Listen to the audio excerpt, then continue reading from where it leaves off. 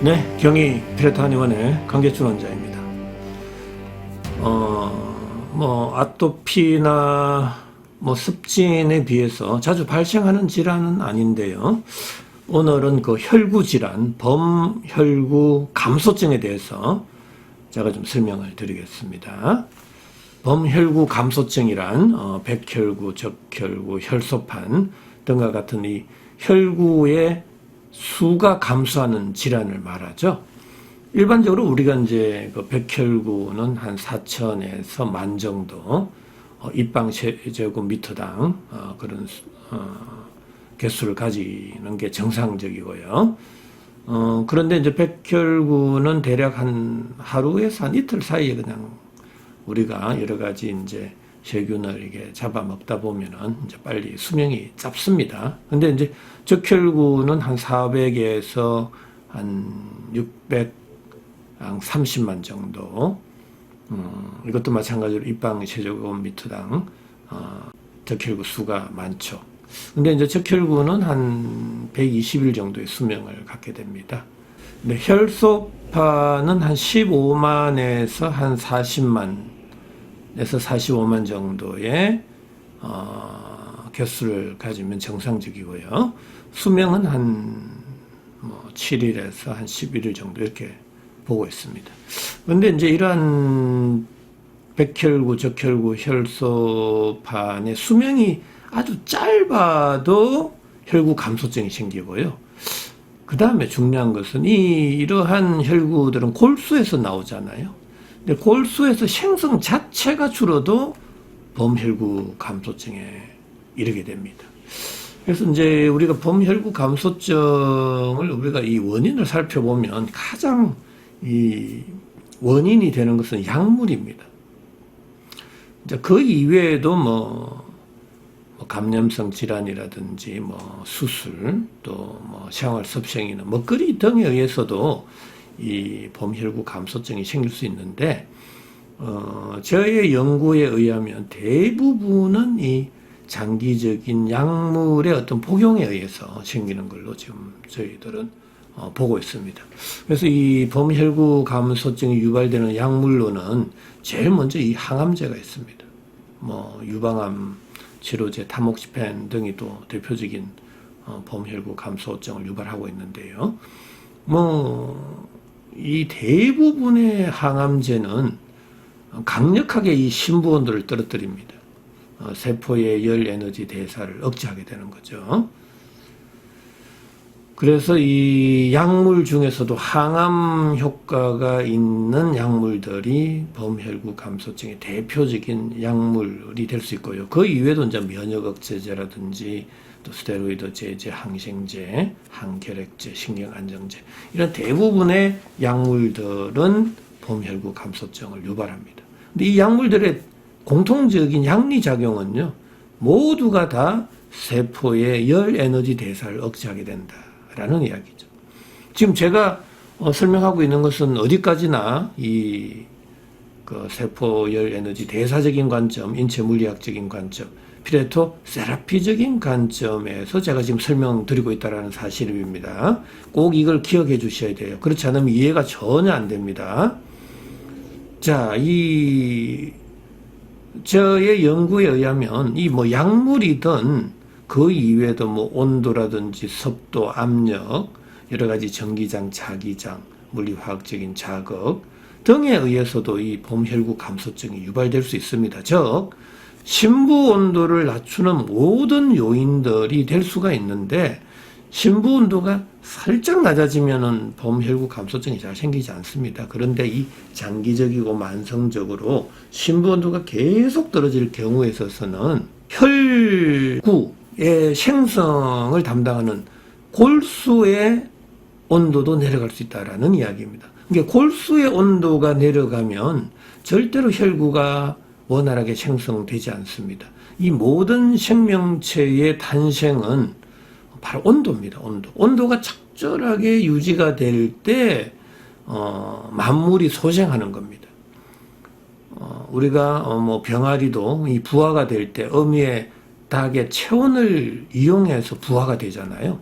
이 혈구의 생성도 마찬가지입니다. 내 몸의 심부 온도가 적절하게 유지가 될 때, 37도일 때 우리가 혈구가 정상적으로 생성이 되는 겁니다. 우리가 백혈구를 봐도 그런데요. 백혈구나 적혈구도 남녀의 이 개수의 차이가 생깁니다. 그런데 남자보다는 여자가 혈구의 개수가 적습니다. 왜 그럴까요? 바로 여성분이 남자에 비해서 체온이 낮습니다. 그래서 혈구의 개수도 전반적으로 남자에 비해서 낮다라는 게 저의 견해입니다.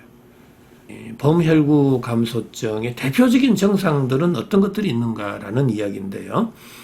이 적혈구가 감소하게 되면 당연히 이 산소의 운반에 문제가 생기죠. 그래서 빈혈이라든지 어지럼증, 그 다음에 호흡 곤란, 피로 등이 생길 수가 있고요. 자, 백혈구의 감소증이 생길 경우, 백혈구의 이제 감소증을 범혈구 감소증이라도 이렇게 통틀어서 이야기할 수도 있는데요. 이 백혈구가 줄어들게 되면 이 감염 질환이 잘 발생합니다. 그래서 심한 경우에 있어서는 우리가 폐혈증에 이르게 되고요.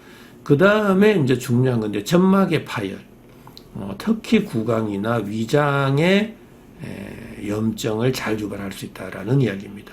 자, 저의 피레토세라피적인 관점에 있어서도 신분도가 내려가면 모공이 다치잖아요. 근데 모공이 손발끝에서 다치게 되거든요. 자, 그 이후에 밥을 먹고 활동을 하면 열이 발생하는데 그 열 에너지는 다 어디로 간다? 상체로, 구멍이 많은 상체로 열이 쏠리는 거죠. 자, 상체로 열이 쏠릴 때, 자, 위 점막의 온도도 올라갈 수 있죠. 또 식도 점막, 구강 점막, 바로 위염이라든지 구강의 염증, 구강의 궤양 이런 것들이 잘 생길 수 있다라는 이야기입니다. 자, 그리고 상체로 열이 쏠리면 이 두피에서도 염증이 되고 바로 그때 또 모근이 상하게 되면서 탈모도 생길 수 있다라는 이야기입니다. 당연히 심한 경우에 있어서는 두통도 생길 수도 있죠. 자, 그리고 모공이 다친 이후에 밥을 먹고 활동을 하면 열이 발생하잖아요. 그럼 그 열 에너지는 조금 전에도 제가 말씀드린 대로 구멍, 관절, 마찰이 많은 쪽으로 열이 쏠리게 된단 말이죠. 그때 피부 온도가 올라가는 겁니다. 자, 피부 온도가 올라갈 때 발적, 발진, 화끈거림, 따가움 등과 같은 염증성의 증상들이 발생할 수 있다라는 이야기입니다. 바로 이때 이제 중증의 염증 질환이 될 때 폐혈증이 될 수 있다라는 이야기입니다.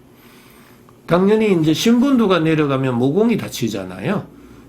그때 신부 온도를 높이려고 할 때 단위 시간당, 단위 면적당 열 에너지 발생량이 기하급수적으로 많아집니다. 바로 그때 고열, 발열이 발생할 수도 있다라는 이야기죠. 자, 이 신부 온도가 내려갈 때 우리가 어떠한 증상들이 나타날 수 있는지 대충 이해가 되시죠? 당연히 또 혈소판은 지혈을 하는 작용이 있잖아요. 이 혈소판 수치가 감소될 경우에 있어서는 쉽게 이제 피와 출혈이 될 수도 있고요. 우리가 용혈성 빈혈이라든지 이런 것도 잘 생길 수 있다라는 이야기입니다. 그래서 이 범혈구 감소증을 근본적으로 치료해 줘야 되는데 근본적으로 치료할 때 저희의 이제 피레토 세라피적인 관점에 있어서는 세 가지 대원칙이 있습니다. 당연히 이 낮아져 있는 몸속 온도를 끌어올려야 됩니다. 그래야 면역력이 높아지게 되죠. 그리고 또 높아져 있는 피부 온도를 낮추어서 염증을 치료해 줘야 됩니다. 그리고 닫혀져 있는 모공을 열어줘야 되는데 열을 골고루 분산시켜 줘야 됩니다. 자, 그럴 때만이 열 쏠림 현상이 안 생기잖아요. 그래서 염증이 발생하지 않는다. 피부 온도가 상승되지 않는다라는 이야기입니다. 그런데 문제는 이러한 3대 치료 원칙에 반하는 치료를 하게 되면 정말 치료가 어렵다라는 거예요.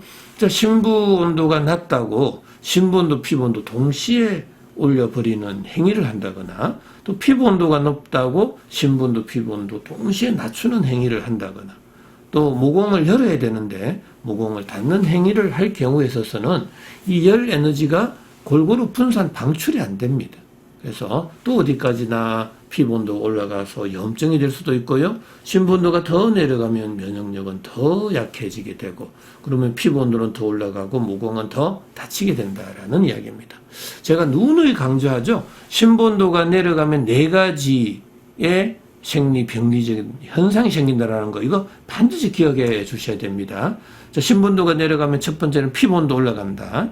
모공이 다치고 땀의 분비가 줄어든다.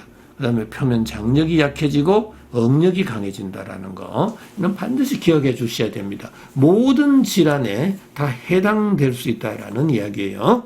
자, 그렇다면은 이 범혈구 감소증을 치료할 수 있는, 신본도 올리고 피본도 낮추고 모공을 열어주는 치료 방법으로는 저는 4가지의 치료 방법을 제시합니다. 하나는 한방의 약물요법, 또 식이요법, 생활요법, 운동요법이 있습니다.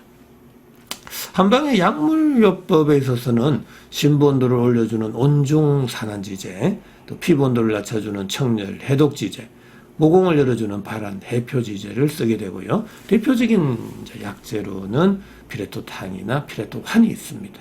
자, 그 다음 식이요법도 굉장히 중요합니다. 우리가 의식 동원이라고 이렇게 이야기하잖아요. 음식이 독이 될 수도 있고 약이 될 수도 있다라는 이야기입니다. 그래서 저희의 이제 세포열 에너지 대사적인 관점, 피레토 세라피적인 관점에 있어서 어떠한 음식을 먹어야 신본도를 높이게 되고 또 어떠한 음식을 피해야 할지를 영양학적 관점이 아닙니다. 인체 물리학적인 관점에서 저는 설명을 드리고 있고요. 생활요법도 굉장히 중요합니다. 내가 어떤 생활 환경 속에서 살아야만 신본도가 잘 유지가 될 수 있을까를 우리가 고민을 해봐야 됩니다. 대부분의 사람들은 뭐 내 몸에 열이 많다고 착각할 수 있어요. 그래서 전반적으로 환경의 온도를 좀 낮추게 되는데 이건 너무나 잘못된 겁니다. 항시 내가 거처하는 공간의 온도는 따뜻하고 훈훈하게 생활해 주시는 것도 도움이 됩니다. 자, 그리고 운동요법도 실시해 줘야 되겠죠. 적극적으로 운동을 해서 땀을 좀 내주시는 게 좋습니다. 운동을 할 때도 만약에 운동을 이제 열심히 하잖아요. 그럼 갈증이 나는데 그때도 찬물을 좀 피해 주셔야 됩니다.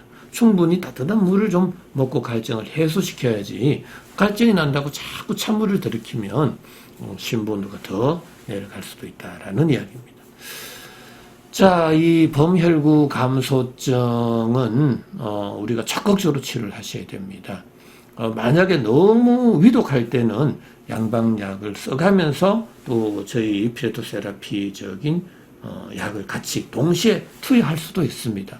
그래서 저는 환자 위주로 치료를 해드리고 있기 때문에 아주 급할 때는 양방 한방 동시 치료하시고, 만약에 이제 서서히 정상이 좋아지면 양방약을 먼저 끊고 또 서서히 면역력을 높여주면서 치료를 해 나간다라면 우리 범혈구 감소증도 근본적인 치료가 될 수가 있다라는 이야기입니다.